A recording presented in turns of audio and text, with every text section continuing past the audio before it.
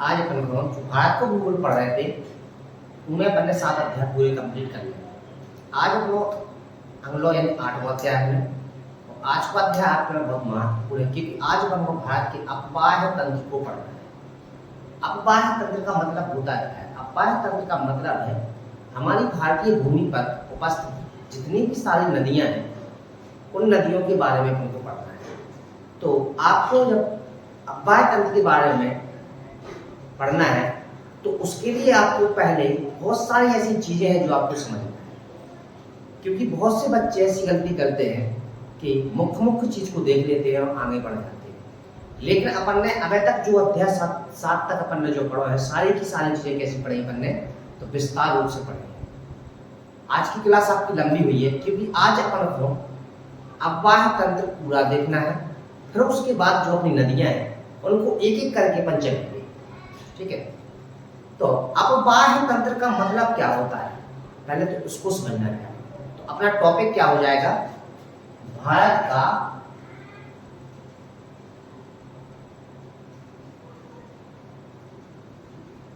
अपवाह्य तंत्र।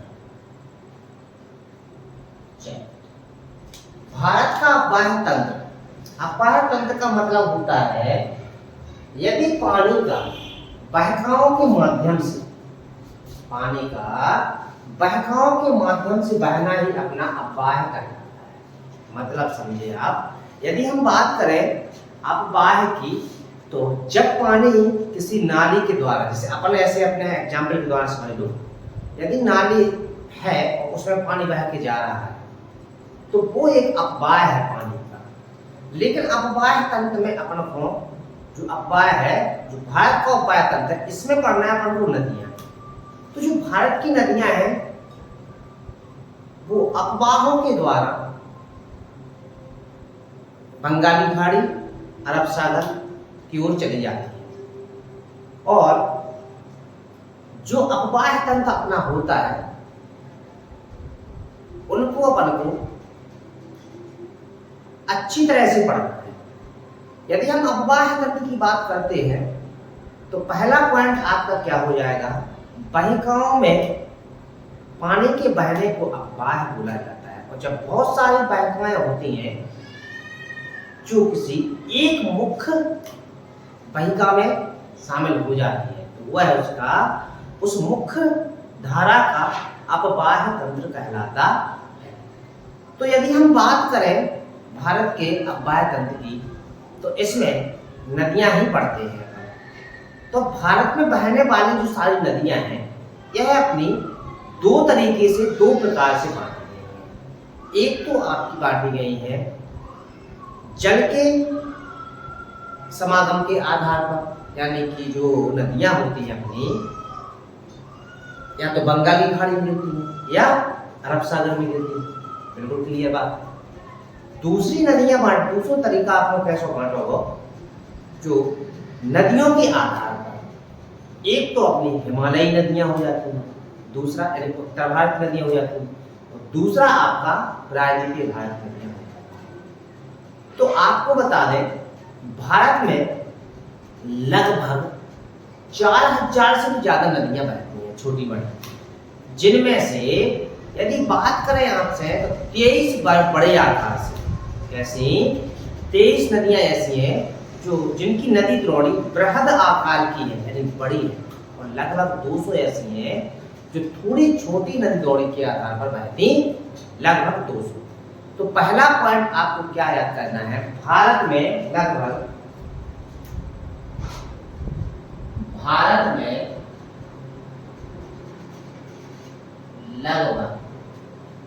कितनी, तो 4000 नदियां बहती हैं। कितनी, 4000 नदियां। ठीक है, यदि बात करें भारत में नदियों की तो लगभग 23 नदियां बड़े आकार, कितनी, बृहद। यदि हम बृहद नदियों की बात करते हैं तो बृहद नदियां लगभग 23 हैं। ठीक है, जो बड़े आकार में बहती हैं तो उनको अपन नदी द्रोणी बोलते हैं। अब थोड़ा थोड़ा आपको समझना भी है और लिखते भी चलना है। बात करते हैं बड़ी नदियों की। तो बड़ी नदियां क्या होती है, बड़ा स्थान लेकर चलती हैं और बहुत सारे पानी का संग्रह करके चलती हैं। तो जब वो नदियां बड़े आकार के रूप में बहकर बड़े स्पेस में बहकर होकर चले स्पेस से होकर जाती हैं, उसे अपन क्या बोलते हैं, नदी द्रोणी को। तो बृहद नदियां कैसी होती हैं, तो बृहद नदियां आपका नदी द्रोणी का निर्माण करती हैं। इसका काम करती हैं, नदी द्रोणी का निर्माण करती हैं। यानी जो बड़ी नदियां होती हैं उनको उनका बहने का जो अपवाह होता है वो नदी द्रोणी कहलाता है। इसके बाद लगभग अपने भारत में लगभग मध्यम आकार जो नदियां होती हैं वो आपकी कितनी है, तो 200, लगभग कितनी नदियां हो जाती हैं, वो 200 नदियां होती हैं। अब जो बड़ी नदियां होती हैं उनके बहने के अपवाय को बोला जाता है नदी द्रोणी। जितना स्पेस लेके जाती है उसको नदी द्रोणी बोलते हैं। लेकिन जो थोड़ी मध्यम आकार की जो छोटी नदियां हैं, थोड़ी बीच वाली नदियां हैं, उनके प्रवाह वाले क्षेत्र को क्या बोला जाता है, तो उनके प्रवाह वाले क्षेत्र को बोलते हैं अपन जल संभर। क्या बोलते हैं आप उसको, तो जल संभर बोलते हैं। क्या बोलते हैं अपन, जल संभर बोलते हैं। ठीक है, अच्छा। इसके बाद यदि हम बात करते हैं तो जो भारतीय नदियां जो होती हैं उनको दो प्रकार से बांटा गया है। तो अब यहाँ पर आपको थोड़ा सा समझना है दो प्रकार से कैसे बांटा गया है। यदि बात करते हैं तो पहला प्रकार जो आपका होगा जल के समागम के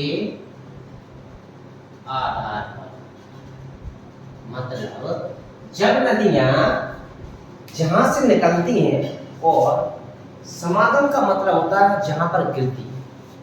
तो अपने भारत में दो तरह की नदियां ज्यादातर, और ज्यादातर क्या है, दो ही प्रकार की नदियां हैं। एक तो आपकी है वो नदियां जो अरब सागर में गिरती हैं, दूसरी हो जाती है आपकी बंगाल की खाड़ी में। तो ये नदियां जो होती हैं जल समागम के आधार पर, ये आपकी दो प्रकार की होती है। कैसी होती है, तो नंबर एक अरब सागर और नंबर दो बंगाल की खाड़ी में गिरने वाली नदी। यदि बात करते हैं अरब सागर में, तो यदि पूछा जाता है कि अरब सागर में भारत की कितनी नदियों का कितने % पानी का समागम होता है, तो यदि हम अरब सागर की बात करते हैं तो यहाँ पर आपको 23% नदियां कहाँ पर गिरती हैं, अपनी अरब सागर में। और यदि बात करें बंगाल की खाड़ी में, 77% ऐसी नदियां हैं जो कि आप कहाँ पर गिरती हैं, तो बंगाल की खाड़ी में गिरती है। अब यहाँ पर थोड़ा सा और भी समझना है आपको। यदि हम बात करें अरब सागर की, तो अरब सागर में गिरने वाली नदियां आपकी मुख्य रूप से कौन कौन हो जाती हैं, तो ये आपको याद करके चलना है जो अपनी है, तो माही, नर्मदा, ताप्ती और पेरियार। ये अपनी जो नदियां होती हैं लगभग कुछ है, और ETC यानी कैटेट्रा, कुछ ऐसी नदियां हैं जहां पर अभी थोड़ा आप समझेंगे, उसके बाद अपन एक एक करके पूरा का पूरा पढ़ेंगे।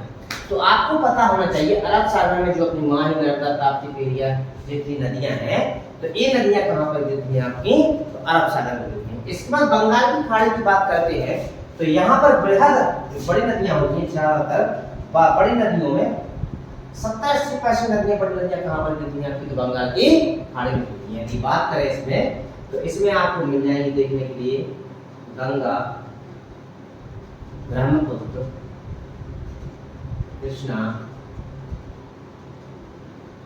गोदावरी और ETC आदि। तो आपको दो चीजें क्लियर हो गई हैं। अपने जो भारत में नदियों का विभाजक है, यह है एक प्रकार का, तो आपको समझ में आ गया होगा कि जल के आधार पर यानी जल के गिरने के आधार पर नदियों को दो भागों में बांटा गया है। एक तो आपका बंगाल की खाड़ी की शाखा और दूसरी हो जाती है आपकी अरब सागर की शाखा। यदि बात करते हैं अरब सागर की तो यहाँ पर गिरने वाली नदियों का परसेंटेज कितना होता है 23%। यही क्वेश्चन आपसे पेपर में पूछे जाने वाले होते हैं। और यदि बंगाल की खाड़ी की बात करते हैं तो यहाँ पर जो नदियाँ गिरती हैं हो जाती है 77%। तो एक तो हो गया आपका एक विभाजन। दूसरा विभाजन आपको और इम्पोर्टेंट है भारतीय नदियों का विभाजन। दूसरा आपको पॉइंट क्या करना है भारतीय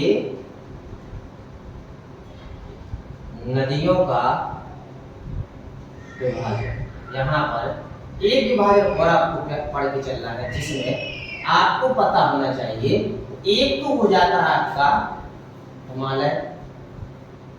हिमालयी नदियां और दूसरी हो जाएगी आपकी प्रायद्वीपीय नदियां।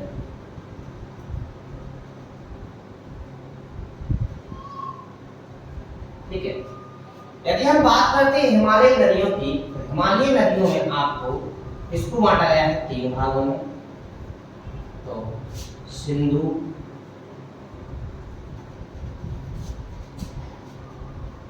नदी तंत्र, गंगा नदी तंत्र, इसके बाद आपका ब्रह्मपुत्र नदी तंत्र। ठीक है, यदि हम प्रायद्वीपीय नदियों की बात करते हैं तो इसको बांटा गया है 2 भागों में। क्या भागों में बांटा गया है तो 2 भागों में बांटा गया है। तो अपना इसको भी आपको 2 भाग निकाल के चलना है। तो इसमें पहला भाग हो जाएगा आपका विंध्य श्रेणी, कौन सी हो जाएगी आपकी विंध्य श्रेणी। और दूसरी हिस्सा हो जाएगा आपकी कौन सी पश्चिमी घाट, पश्चिमी घाट। ठीक है, यदि बात करते हैं सिंधु नदी तंत्र, यदि हम सिंधु नदी तंत्र की बात करते हैं तो आपको अपना आप इन्हीं को तो अपन को पढ़ना है। यदि हम सिंधु नदी तंत्र की बात करते हैं तो सिंधु नदी तंत्र में आपको मुख्य नदी है सिंधु, उसकी सहायक नदियां पढ़ना है। गंगा नदी तंत्र में आपको मुख्य नदी है गंगा और उसकी सहायक नदियां पढ़नी है। ब्रह्मपुत्र नदी तंत्र में यदि बात करते हैं तो ब्रह्मपुत्र हो जाए मुख्य, आपको उसकी सहायक नदियां पढ़ना है। इसके विंध्य श्रेणी में आपको पता होना चाहिए, विंध्य श्रेणी आपकी कौन सी हो जाएगी आपकी, तो आपको पता होना चाहिए नर्मदा, ताप्ती, महानदी। एक किस में आ जाती है आपकी तो विंध्य श्रेणी में आ जाएंगी। इसके बाद आपको पश्चिमी घाट वाली श्रेणी की बात बताएं तो इसमें आपको कृष्णा आ जाएगी, कावेरी आएगी, गोदावरी आ जाएगी। इस सारी नदियां किसमें आ जाएंगी तो प्रायद्वीपीय नदियों के भाग में आ जाएंगी। इतनी बात आपको क्लियर हो चुकी। अब अपन को चलना है आगे। यदि बात करते हैं भारतीय नदियों के बारे में तो अब थोड़ा सा आपको यहाँ पर समझना है। यदि हम हिमालयी नदियों की बात करते हैं तो ये नदियां आपको पता होना चाहिए कैसी होती हैं। तो ये नदियां 12मासी नदियां होती हैं। कैसी नदियां होती हैं तो 12मासी नदियां होती हैं। क्योंकि क्या होता है आपको पता है कि ऊपर से जो बर्फ है वो पिघल कर चलती है तो वो नदियों के माध्यम से पानी के द्वारा बहकर आता है। तो उनमें हमेशा 12 महीनों पानी बना रहता है। उसके साथ साथ क्या है आपको थोड़ा कुछ समझना है, आपको सिर्फ सुनना ज्यादातर। यदि हम बात करते हैं तो दूसरा रीजन क्या होता है 12मासी, या तो बरसात के समय पे क्या होता है पानी जब बरसता है तो ये बहुत भयानक रूप से निकलती है और ये क्या करती है बहुत भयानक यानी कि बाढ़ों की आकृति बना लेती है। उसके बाद आपको पता होना चाहिए जो हिमालयी नदियां होती हैं वो आपको पता है ये बहुत तेज रफ्तार से ऊपर से नीचे की ओर जाती है। अब आपको इतना तो पता है जब कोई नदियां ऊपर से जब कोई पानी की धारा ऊपर से नीचे की ओर बहेगी तो तेज धारा के साथ बहेगी। जब वो तेज धारा के साथ बहती है तो वो क्या करेगी आपको पता है तो घाटियों का भी आकार की घाटियों का छिपकाओं का निर्माण करती है, गहरे गहरे गड्ढों का निर्माण करती है क्योंकि वहां से पानी कैसा आता है तो तेज गति से आता है। तो यहाँ पर आपको ये सुनकर थोड़ा समझना है क्योंकि सेंस के आधार पर भी आपको बहुत सारी चीजें आपको समझना है नदियों के बारे में। यदि बात करते हैं हिमालयी नदियों में तो ये नदियां आपको पता चल गया होगा कि हिमालयी नदियों में सबसे ज्यादा परिवर्तन यानी कि क्या होता है अपना रुख बदलने का काम भी होता है। क्योंकि आपको पता है जो बिहार में अपनी कोसी नदी है ये सबसे ज्यादा मार्ग बदलने वाली नदी कहलाती है क्योंकि ऊपर से जब सप्त कोसी के नाम जाना जाता है। जब ये 7 धाराओं में जब पानी बरसात के समय पे इकट्ठा होकर पानी इकट्ठा आता है तो ये क्या करती है कि बिहार में बहुत सारी चीजें बहुत सारी भयानक बाढ़ लेकर आती है जहाँ पर जन धन मन की धन प्रतिशत की क्या होती है, हानि होती है। तो सबसे ज्यादा मार्ग बदलने वाली नदी कौन सी हो जाती है, कोसी नदी हो जाती है। तो देखो हिमालयी नदियां जो होती है ये आपको 12 मास नदियां मिलेंगी, सदानीदा मिलेगी, और ये बहुत तेज रफ्तार से आने वाली नदियां होती हैं जो कि गहरे गहरे गड्ढों के साथ बहती हैं। दूसरा आपको क्या याद करके चलना है, ये भयानक बड़े गड्ढों का निर्माण करती है, जलप्रपातों का निर्माण करती है। अब आपको आगे जाके हर एक चीज बताई जाएगी, तो आपको थोड़ा समझना है जो हिमालयी नदियां उनके बारे में। जैसे ही ये मैदानों में प्रवेश करती है हिमालयी नदियां, तो सर्प के आकार की चलती है। कैसे, अब हिमालय सर्प के आकार, तो सर्पाकार नदियों का निर्माण होता है, गोकुल झीलों का निर्माण होता है। तो क्या होती है कि पानी यहाँ भर गया, फिर उसके बाद ऐसा पानी आ गया। तो ये बहुत सारी ऐसी कंडीशन होती हैं जो ऐसी हिमालयी नदियां जो हैं अपनी, जो है बहुत सारी चीजों को निर्माण करके चलती हैं। यदि बात करते हैं आगे जाकर अपन, तो आपको थोड़ा एक रहस्यमय चीज समझना है। हिमालय नदियों की बात करते हैं तो आपको पता होना चाहिए भारत की सबसे बड़ी नदी कौन सी मानी जाती थी पहले। तो आपको थोड़ा सा यहाँ एक इतिहास समझ के चलना है, क्योंकि वो इतिहास आपको पता होना चाहिए।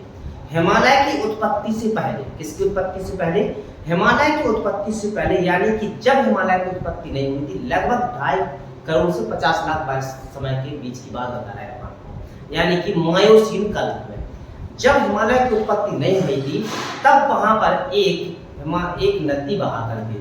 यानी अपने भारत में एक नदी बहा, थोड़ा सा आप समझते चलेंगे, क्योंकि यही तो आपकी लॉजिक वाली पॉइंट है जो आपको याद करके चलना है। ठीक है, यदि यही तो आपको सीखना है। यदि ये आपने सीख लिया तो आप बहुत आगे तक चले जाएंगे। ठीक है, तो हम बात करते हैं अपने कहाँ की, भारत की। तो भारत में जब हिमालय पर्वत का निर्माण नहीं हुआ था, बात करते हैं ऐसे। ठीक है, ये आपका हिमालय पर्वत हो जाता है।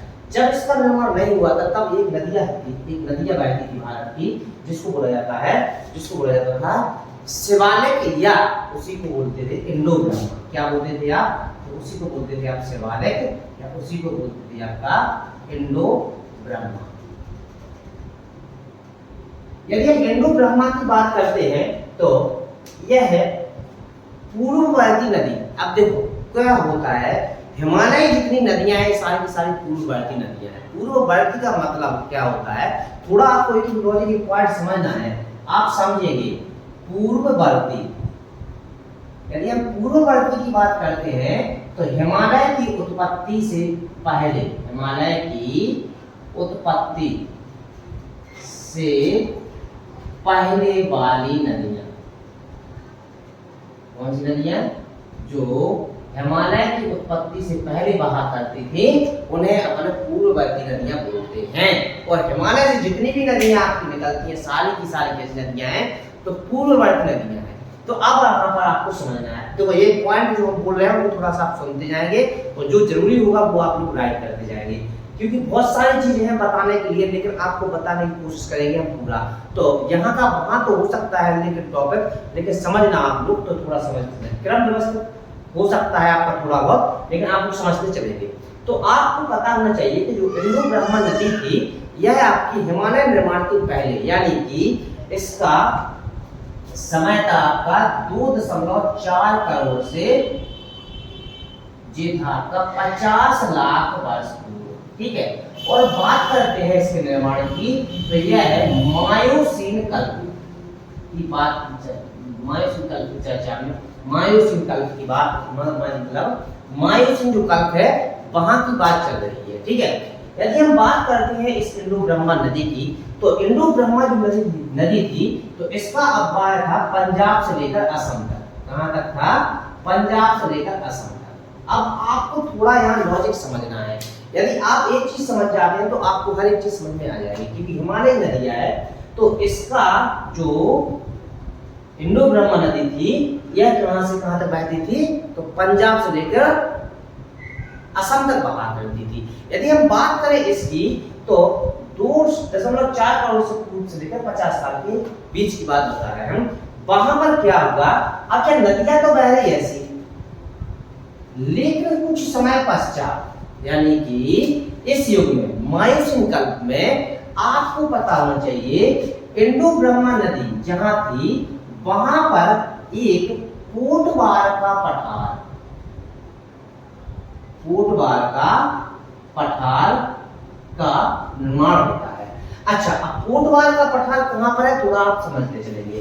तो यह अपना उत्तर पूर्व पाकिस्तान अर्थात पंजाब पाकिस्तान, पंजाब पाकिस्तान।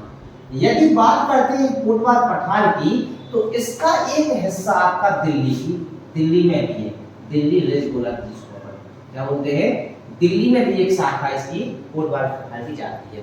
तो अब आप यहाँ पर समझिए इंडो ब्रह्मा नदी आपकी यहाँ और यहाँ से ऐसी चल रही थी, लेकिन क्या हुआ जब कोटवार के पठार का निर्माण हुआ, यही चीज आपको समझना है, आज की टॉपिक आपका बहुत महत्वपूर्ण, इसको समझेंगे। यदि इस अब क्या होगा, कोटवार पठार का जैसे ही निर्माण होता है तो अब जब यहाँ पर पठार का निर्माण होगा, जैसे अब आप खुद समझो, जैसे जहां से नदियां निकल रही है, ठीक है, अब वहां पर पठार का निर्माण होता है, तो वो नदियां क्या होंगी, या तो यहाँ किसकी यहाँ जाएगी, कहीं ना कहीं तो जाएगी। जब उस स्थान से ऊपर पठार का निर्माण होगा तो पानी की धारा का क्या होगा, वहां की स्थलाकृति क्या होगी, ऊंची हो जाएगी और वो पानी की धारा कई धारा में बट भी सकती है। तो जब कोटवार का पठार का निर्माण होगा तो इंडो ब्रह्मा जो नदी है यह बढ़ गई आपकी 3 भागों में। क्या भागों में बढ़ गई आपकी, तो 3 भागों में। यदि हम 3 भाग की बात करते हैं और ये खिसककर कहां पर चली गई, यहाँ पर, यहाँ पर जो खिसककर चली गई, यानी जो स्थिति कोटवार पठार की पानी की स्थिति है वो कहां पर आ गई, यहाँ पर, यानी कैलाश पर्वत के नीचे, यहाँ आपकी मानसरोवर के पास में आ गई। तो आपको पता होने जो इंडो ब्रह्मा नदी है यह बढ़ गई आपकी 3 भागों में, जो आपकी कैसी बढ़ गई, तो यहां से निकली ब्रह्मपुत्र, ठीक, यहां से निकली आपकी गंगा और यहां से चली गई आपकी कौन सी, तो सिंधु।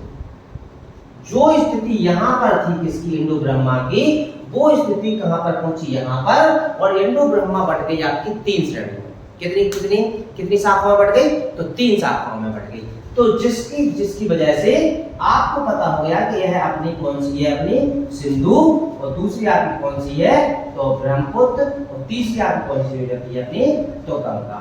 अब आपको एक चीज समझ में आ गई है कि पूरब में कौन सी बनी, कौन सी नदी का निर्माण हुआ, तो ब्रह्मपुत्र का। अब ये नदियां किसकी है, ये नदियां कौन सी है आपकी, तो एक पहले कौन थी, तो इंडो ब्रह्मा नदी थी। अब ये बढ़ गई कौन सी आपकी, ब्रह्मपुत्र।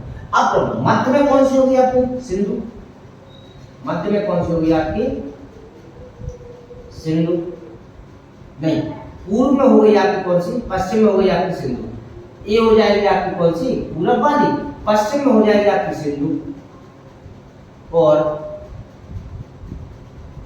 पूर्व में कौन हो जाएगी, मध्य में कौन हो जाएगी आपकी, तो आपकी गंगा। अब आपको समझ में आ गया बच्चे कि जो इंडो ब्रह्मा नदी है यह आप बढ़ गई 3 भागों में, 3 शाखाओं में, ब्रह्मपुत्र, गंगा और सिंधु। इतनी बात आपको क्लियर हो चुकी होगी, ठीक है। अच्छा, तो इस तरह पर ने क्या देख लिया, जो इंडो ब्रह्मा नदी थी वह बढ़ गई क्या भाग में, के शाखाओं में, 3 शाखाओं में बढ़ गई। तो अब आपको इतने से एक क्वेश्चन आपको क्लियर, अब इतने से आपको हर एक चीज समझ में आने लगे। तो अब आपको एक चीज को पता चला कि हिमालयी जो नदियां हैं वो बढ़ गया आपका 3 नदी तंत्रों में। कितने नदी तंत्रों में बढ़ गया, 3 नदी तंत्रों में। तो आपकी अगली हेडिंग क्या हो जाए आपकी, तो हिमालयी नदियां, हिमालयी नदियां जो आपका कौन कौन नदी तंत्र में बढ़ गया आपका, तो पहला हो जाता है आपका कौन सा, सिंधु नदी तंत्र, दूसरा आ जाएगा आपका गंगा नदी तंत्र, और तीसरा हो जाएगा आपका ब्रह्मपुत्र नदी तंत्र। पूरी बात क्लियर होगी ना। अब आ जाना है अपन उपाय पे सिंधु नदी तंत्र पे, क्योंकि अब जैसे आपको समझ पूरी की पूरी बात आ जाती है, पूरी की पूरी बात समझ में आए, क्योंकि हमने डिटेल से यानी विस्तार से समझाने की कोशिश की है, थोड़ा सा आप लोग समझते चलेंगे, ठीक है। अब आ जाए आपको पहली हेडिंग जिसका नाम क्या होता है, सिंधु नदी तंत्र। यदि हम अब सिंधु नदी तंत्र की बात करते हैं तो आपको थोड़ा अब यहाँ पर समझना है, अब यहाँ से थोड़ा और विस्तारित रूप से चलेंगे सब लोग, क्योंकि सिंधु नदी तंत्र के बारे में हम बताएं तो हमने क्या बोला था आपसे, जब एक मुख्य नदी होती है, जैसे आपको पता होना चाहिए मान लीजिए आपकी सिंधु नदी, आप थोड़ा सा आप समझेंगे यहाँ पर, ठीक है। मान लीजिए आपकी सिंधु नदी कहाँ से निकलती है, तो ये आपका हो जाता है कैलाश पर्वत, ये हो जाता है कैलाश पर्वत, कैलाश पर्वत के नीचे हो जाता है आपका क्या, मानसरोवर। यहाँ पर मान लीजिए आप क्या है आपका, तो राजस्थान, क्योंकि इसी के पानी से ही राजस्थान का निर्माण होता है। आप थोड़ा आप समझेंगे, यहाँ से निकलेगी आपकी सिंधु और ऐसे ऐसे चली जाती है और ऐसे ऐसे ऐसे ऐसे यहाँ पर चली जाती, थोड़ा आप समझेंगे थोड़ा सा, है ना। यदि हम सिंधु नदी तंत्र की बात करते हैं तो सिंधु नदी तंत्र के अंतर्गत मुख्य नदी आप कौन सी हो जाता है, अपनी कौन सी हो जाती है, तो सिंधु। तो ये नदी आपकी कौन सी हो जाती है, ये आपकी, तो ये हो गई आपकी जैसे सिंधु। अब आप यहाँ पर समझेंगे, तो अब ये सिंधु क्या होता है, अब एक एक पॉइंट आपको समझाएंगे हम कि सिंधु नदी तंत्र की जो अपवाह है, पानी का अपवाह है, इसको बोलेंगे अपन नदी द्रोणी। क्या बोलेंगे अपन, नदी द्रोणी, क्योंकि ये नदी कैसी है, एक बड़ी पैमाने की नदी है, ठीक है, जो बहुत सारी स्पेस को लेकर चलती है, इसलिए इसको बोलेंगे अपन नदी द्रोणी। अच्छा, अब थोड़ा थोड़ा आपको समझना है यहाँ पर, जैसे ही हम आपको एक चीज और क्लियर करना है आपके पास में, किसी भी नदी का, अब आज ही आप समझ लीजिए, क्योंकि आगे जाकर आपको नदियां अच्छी तरह से पढ़ना है। किसी भी नदी जो होती है उसका उद्गम स्थान, जैसे कहां से निकलती है सिंधु, तो सिंधु नदी अपने मानसरोवर के पास से, उसी के पास में पोखरचूड़ नाम का ग्लेशियर है, वहां से आपकी सिंधु नदी निकलती है। इतनी बात तो क्लियर होगी, अभी लिखेंगे अपन लोग, थोड़ा सा आप समझेंगे यहाँ पर, है ना। तो जहां से वो निकलेगी, जैसे मान लो यहाँ से निकली है, तो उसका दाया बाया आपको याद करके चलना है, क्योंकि पूछने में क्वेश्चन आपको कई तरीके से पूछ लेते हैं। यदि बात करते हैं सिंधु नदी की, तो यहां से निकली तो इसका दायां हिस्सा कौन सा होगा, ए वाला, और बायां होगा आपका नीचे वाला, यानी ये दायां और ये आपका इसका होगा बायां।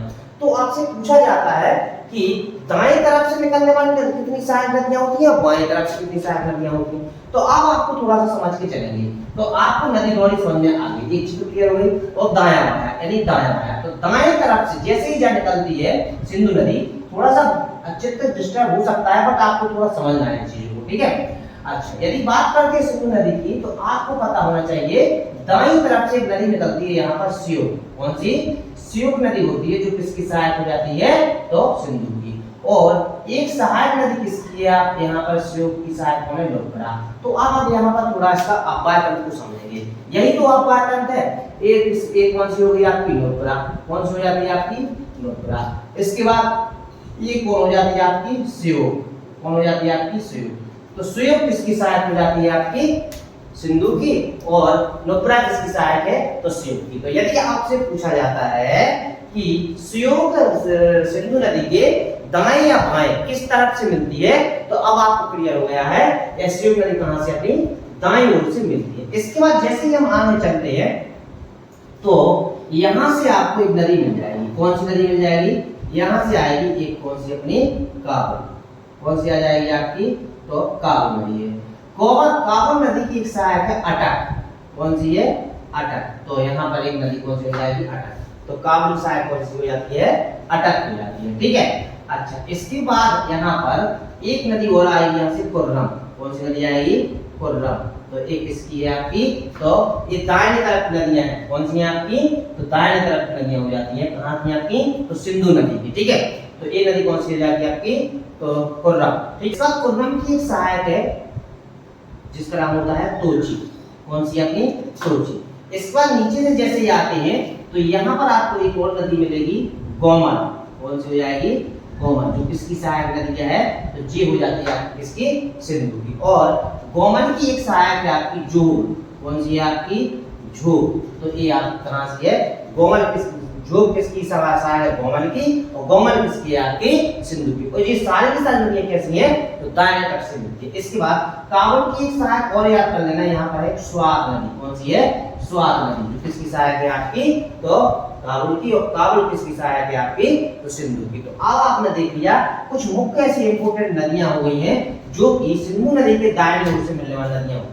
ज्यादातर पूछने वाली नदियों में कौन सी हो जाती है आपकी, शोएब और नुब्रा, ये ज्यादा पूछ जाती है। काबुल भी पूछ लेते हैं, कुर्रम भी पूछ लेते हैं, गोमन भी पूछ लेते हैं, पूरी इंपोर्टेंट है, थोड़ा सा आप समझ के चलेंगे। तो दाहिनी तरफ से मिलने वाली कौन कौन हो जाती है आपकी, तो नुब्रा श्योक की है, श्योक आपकी किसकी है, तो सिंधु की। स्वात काबुल की है, अटक भी काबुल की है, और यहाँ पर आपको अटक किसकी है? सिंधु की। कुर्रम, तोची, गोमन, घोर और ये सारी नदियां किसकी हैं? किसकी सहायक है? आपकी सिंधु की। अब आ जाते हैं अपन कहां पर? बाएं तट पर।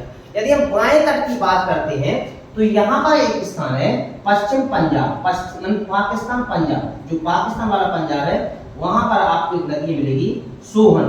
कौन सी है आपकी? सोहन। छोटी नदी है, सोहन नदी है, जो किसकी सहायक है? तो अपने सिंधु की। अब बाएं तरफ की बात चल रहा है। अब ऊपर हम चलते हैं तो यहाँ पर मिलेगी आपको गिलगित। कौन सी नदी मिल जाएगी आपको? गिलगित, जो किसकी सहायक हो जाती है? जा तो बाएं तट से की सहायक है आपकी, तो सिंधु की सहायक हो जाती है। ठीक है, इसके बाद अपन देखते हैं तो यहाँ पर, अब यहाँ पर गिलगित नदी अपनी कहाँ पर? पीओके में, तो ये किसकी बाएं तट से मिलती है। अब यहाँ पर आपको एक चीज समझ के चलना है, पंचनद। यदि आपने पंचनद समझ लिया तो आपको समझ में आ जाएगा हर चीज। ठीक है, तो यहाँ पर एक शाखा निकलती है, ठीक है, यहाँ से एक कन्हर निकलती है, ठीक है, जो कि बेरीनाग झील है यहाँ से। ठीक है, तो यहाँ से निकलती है आपकी कौन सी? तो कन्हर। कौन सी आपकी? कन्हर। तो यहाँ से जो झेलम नदी बनती है वो हो जाती है। ठीक है, अच्छा, इसके बाद यहाँ पर चलेंगे अपन थोड़ा सा आगे यहाँ पर, तो यहाँ पर चलेंगे तो यहाँ से निकलेगी आपकी चिनाव, जो किसे मिलती है? आपकी झीलम में। ठीक है, इसके बाद थोड़ा सा और आगे चलेगी तो यहाँ से मिलेगी आपको कौन सी? तो रावी। और फिर मिलेगी आपको ब्यास, जो किसमें मिल जाती है? तो सतलुज में, क्योंकि यहाँ से निकलेगी आपकी जो राकस्थाल है, ये आपका हो जाता है राकस्थाल, ये हो जाता है आपका कौन सा? मानसरोवर। ठीक है, तो मानसरोवर से सिंधु निकलती है। इसके बाद जी हो जाती है आपकी ब्यास। कौन हो जाती है आपकी? तो ब्यास। ये आगे जाके किसमें मिल जाती है? तो सतलज में मिल जाती है। और ये आगे जाके कहाँ किसमें मिल जाती है? चिनाव से मिल जाती है। तो ये अपनी कौन सी हो जाती है? अपनी झेलम, थोड़ा आप समझना, चिनाव। इसके बाद आपकी कौन सी हो जाती है? अपनी रावी, फिर हो जाएगी आपकी ब्यास, और ये हो जाती है आपकी सतलुज। यदि हम बात करते हैं इन नदियों की तो ये आगे जाके यहाँ पर मिल जाती है। ठीक है, तो पंचनद के नाम से नहीं, ये आपकी कौन सी? इसमें जाके यहाँ पर मिल जाती है, और फिर यहाँ से कहाँ पर चली जाती है? तो यहाँ पर आपकी कहाँ पर? इस यहाँ पर सिंधु नदी में मिल जाती है, जो पंचनद के नाम से मिलती है। किसके नाम से मिलती है? तो पंचनद के नाम से मिलती है। और एक पाकिस्तान में मिलती है। कहाँ पर मिलती है? तो पाकिस्तान में जाकर मिलती है। ठीक है, यदि हम बात करें यहाँ पर थोड़ा सा फ्लो चार्ट को समझ लिया है, अब यहाँ पर अपन को थोड़ा सा इसके बारे में, सिंधु नदी के बारे में अपन को अच्छी तरह से समझना है और सीखना है। तो हमने क्या देख लिया? थोड़ा सा आपको चित्र के द्वारा समझ लिया है। अब इसके बारे में पूरी डिटेल अच्छी तरह से अपन लिखते चलेंगे। तो सिंधु नदी होती है जो मानसरोवर से निकलती है, जो कि आपको कौन से? तो बोखरचू, यहाँ पर कौन सा ग्लेशियर है? बोखरचू ग्लेशियर से निकलती है, और आगे जाते हुए वहां पर अटक के पास, ये कुछ और पूछ ले, अटक जिला है, कहते हैं पंजाब पाकिस्तान में, पंजाब पाकिस्तान में अटक जिला में प्रवेश है। और कैसे आगे जाके जी अपनी टाइम चली जाती है तो अरब सागर में गिर जाती है।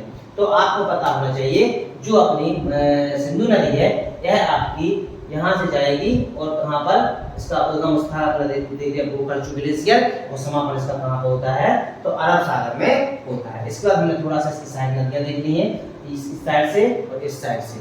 अब इसके बाद अपन सिंधु नदी को डालते हैं, तो उसके बारे में पूरा का पूरा लिखते हैं। कहाँ पर? तो सिंधु नदी। अब आप यहाँ पर आप समझेंगे पूरा का पूरा डिटेल से करेंगे सिंधु नदी, इसको आप समझेंगे। सिंधु नदी के अंतर्गत सिंधु नदी को अपन देखते हैं। सबसे पहले यदि बात करते हैं सिंधु नदी की, तो इसकी लंबाई, नदी की लंबाई की बात करते हैं तो इसकी लंबाई 2880 किलोमीटर है। कितनी है? 2880 किलोमीटर है। यदि बात करते हैं यह भारत में कितने, तो यह भारत में इसकी लंबाई 1114 किलोमीटर है। ठीक है, 1114 किलोमीटर है। ठीक है, अच्छा, जैसे हम आगे बढ़ते हैं तो यदि हम आपको बताएं सिंधु नदी को, सिंधु की सहायक नदियां आपको पता होना चाहिए। तो अगला पॉइंट आपको क्या याद करके चलना है? तो यदि बात करें इसकी सहायक, तो यदि हम सहायक की बात करते हैं तो इसकी सहायक नदियां को अपन पंचनद के नाम से जानते हैं। पंचनद, तो पंचनद में हमने देखो अपन ने कौन कौन सी है? तो झेलम, चुनाव, रावी, व्यास और एक कौन सी आपकी सतलुज हो जाती है। तो इसकी सहायक कितनी हो जाती है आपकी? तो यदि बात करें इसकी सहायक में पंचरत्न के रूप में, तो रावी, चुनाव, वासी, झेलम, चुनाव, सतलुज। ठीक है, तो अपनी झेलम, चुनाव, रावी, झेलम, चुनाव, रावी, व्यास और सतलुज जो किसकी सहायक हो जाती है आपकी? तो सिंधु नदी की सहायक हो जाती है। ठीक है, अच्छा इसके बाद आपको एक 2 पॉइंट और याद करके चलना है। कैलाश पर्वत, कैलाश के उत्तर में, उत्तर से, कैलाश के उत्तर से एक नदी निकलती है, एक शाखा निकलती है जिसका नाम हो जाता है सिंगी खंबान, सिंगी खंबान। कौन? सिंगी। तथा दक्षिण से, कैलाश के दक्षिणी हिस्सा से, कहां से? दक्षिणी हिस्से से एक शाखा और निकलती है जिसका नाम हो जाता है आपका क्या? बारतंगजू, बारतंगजू नदियां मिलती है। ठीक है, अच्छा इसके बाद आपको थोड़ा सा एक हमने पॉइंट अभी स्टेप कर बोल दिया है, जैसे कि आपको पता होना चाहिए। खिरगंगा नहीं, उसको तिब्बत में सिंगी खंबान के नाम से जाना जाता है। किसके नाम से जाना जाता है? जल्दबाजी में तो सिंगी खंबान के नाम जाना जाता है। कैलाश के उत्तर से जो सिंगी खंबान निकलती है, इसकी इससे मिलती है, तो वहां पर इसको सिंगी खंबान के नाम से जाना जाता है, जो उत्तर से निकलती है। तो दक्षिणी हिस्से से बारतंगजू नदियां निकलती हैं, जो दोनों के वहां मिलती है, तो ये आपकी सिंधु नदी में मिलती है और सिंधु के ऊपर जाकर अपने भारत में आती है, जिसकी लंबाई 2880 है। और यदि बात करते हैं भारत में, तो 11-14 किलोमीटर में बैठती है। अब आ जाते हैं अपन थोड़ा सा और आगे आ जाएंगे। यदि हम बात करते हैं इसका उद्गम, यदि पूछा जाता है इसका उद्गम, इसका सिंधु नदी का उद्गम की बात करते हैं, तो इसका उद्गम होता है अपना बोखलचू ग्लेशियर मानसरोवर, बोखलचू ग्लेशियर जो कि आपका कहां पर है? तो मानसरोवर से निकलती है। ठीक है, यदि बात करते हैं इसका समापन, समागम या समापन, यानी ये गिरती कहां पर है? तो यह आपकी अरब सागर में गिरती है। ठीक है, इसके बाद आपको एक क्वेश्चन और याद करके चलना है। यह है जब यह जम्मू कश्मीर में जब प्रवेश करती है, तो जम्मू कश्मीर में होते हुए पुंजी नामक स्थान पर यह एक सबसे गहरे गड्ढे का निर्माण करती है, जिसका माप होता है 5200 मीटर। तो यह नदी क्या कहती है? यह जम्मू कश्मीर में, जम्मू एंड कश्मीर में पुंजी नामक स्थान पर, कहां पर? पुंजी नामक स्थान पर विश्व के सबसे बड़े गॉर्ज या गड्ढे का निर्माण करती है, जिसकी गहराई 5200 मीटर हो जाती है। यदि बात करते हैं इसके संग्रहण क्षेत्र की, तो इसका संग्रहण क्षेत्र कितना होता है आपका? तो जो पानी का बहाव क्षेत्र है, कितने क्षेत्रफल का है? तो इसका संग्रहण 11.65 लाख वर्ग किलोमीटर, वर्ग किलोमीटर। यदि पूछा जाए भारत में इसका संग्रहण क्षेत्र कितना है, तो भारत में इसका संग्रहण क्षेत्र हो जाता है आपका 3.21 लाख, 3.21 लाख वर्ग किलोमीटर में हो जाता है। किसका? तो सिंधु नदी का। ठीक है, अच्छा इसके बाद थोड़ा सा और इम्पोर्टेंट जानकारी है, आपको पता होना चाहिए कि 1960 में सिंधु जल समझौता आपने सुना होगा, जो कि भारत तथा पाकिस्तान के बीच में हुआ था। ठीक है, तो एक पॉइंट इसको आप थोड़ा समझेंगे आप लोग अच्छी तरह से। 1960 में भारत तथा पाकिस्तान के बीच में, पाकिस्तान के बीच में क्या हुआ था? तो सिंधु जल समझौता हुआ था। अच्छा, सिंधु जल समझौता की बात बताए तो उन्होंने आप भारत जो उस टाइम पर जो समझौता हुआ था, तो उस टाइम पर क्या हुआ था कि भारत जो है आपका वो आपका कहाँ पे कितने पैसे चल था, तो आपको पता सिंधु, इसमें एक पॉइंट याद कर चलना है, सिंधु झेलम और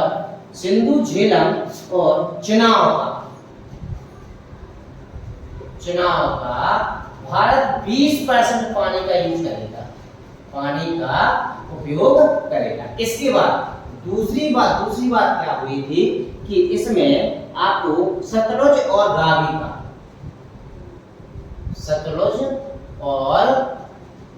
रावी का यह 80% पानी का उपयोग करेगा। कौन करेगा? तो भारत किसका करेगा?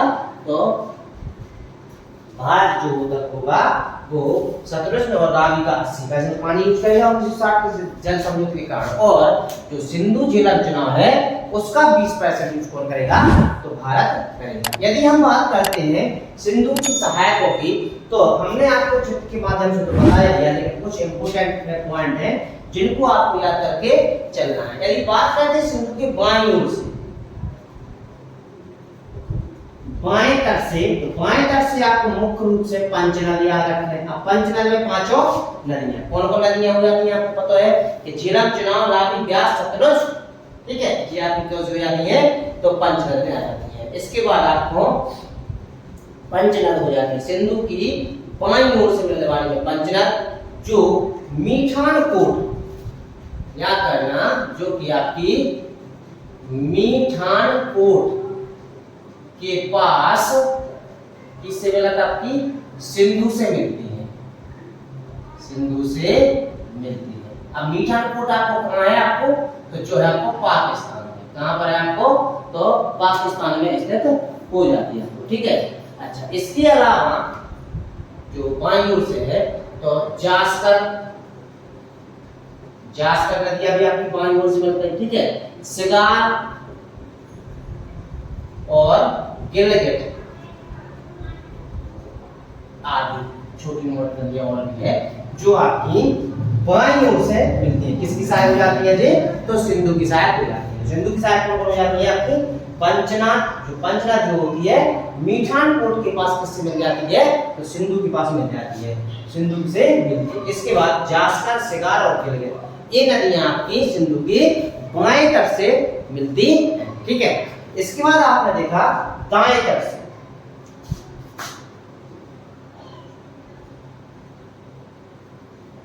मिल जाएंगी दाएं तट से आपकी तो सियोक, कुर्रम, काबुल, अटक, ठीक है, आदि, ये आपकी कहां से मिलती है?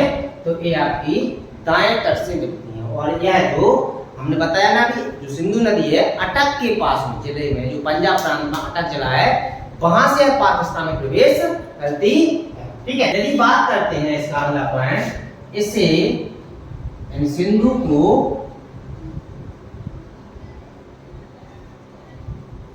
तिब्बत में क्या बोला जाता है? तो सिंधु को तिब्बत में सिंगी खंबान क्या बोला जाता है? तो सिंगी खंबान के नाम से जाना जाता है। इसी को बोलते हैं तो शेरमुख नदी, तो शेरमुख के नाम से किसको जाना जाता है?